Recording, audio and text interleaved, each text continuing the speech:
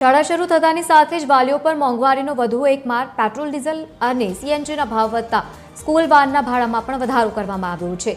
School વાહન સંચાલકોએ ₹100 થી લઈને 200 સુધીનો ભાવ વધારો કર્યો છે। સીએનજીના ભાવ અને સ્પેર પાર્ટ્સના ભાવ વધતા આ નિર્ણય લેવામાં આવ્યો। વાલીઓને વધુ એક મોંઘવારીનો માર સહન કરવાનો આવે છે। તે આ ભાવ વધારાને લઈ જે સ્કૂલમાં જે વેન સંચાલકો છે તે શું કહી રહ્યા છે તેમની સાથે જ આપણે વાત કરવાનો પ્રયાસ કરીશું।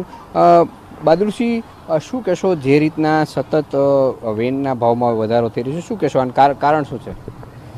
આપ માધ્યમથી તમને તો ખ્યાલ જ છે કે આજે પેટ્રોલ, ગેસ અને ડીઝલના જે ભાવ કૂદકે ને ભૂસકે વધી રહ્યા છે અને આ ભાવ વધવાનો તો બીજો પ્રશ્ન એ છે કે અમારે મેન્ટેનન્સ ખર્ચ એટલે કે રિપેરિંગ હોય કે સ્પેર પાર્ટ નવા ખરીદવાનો હોય, બધામાં અમને વધારો લાગુ પડે છે।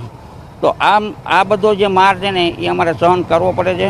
પણ આજે જે પેરેન્ટ્સ વાલી જે જૂના અમારા વાલીઓ છે, જે બાલ મંદિરથી માંડીને તે 10 ધોરણ સુધી અમારી ગાડીમાં આવે છે, એ પેરેન્ટ્સ અમને પૂરો સહકાર આપે છે। નવા પેરેન્ટ્સમાં એવું થાય છે કે એ લોકોને ગળે ઘૂંટડો ઉતરતો નથી કે આમાં શું કરવું।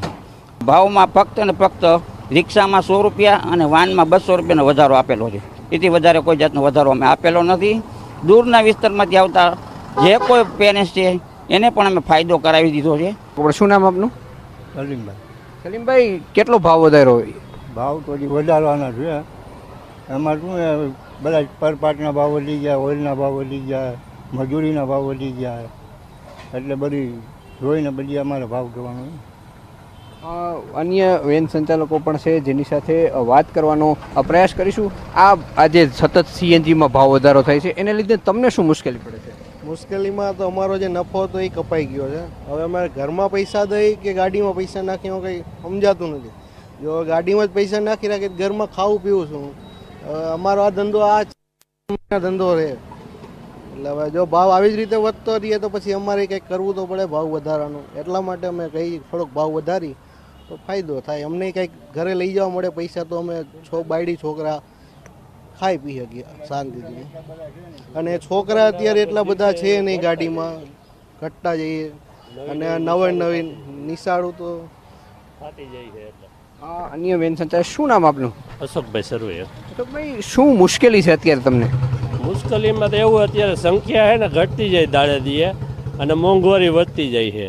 હવે એ દાડામાં અમારે શું કરવું, અમારે નિર્ણય લેવો અઘરું છે અમારે।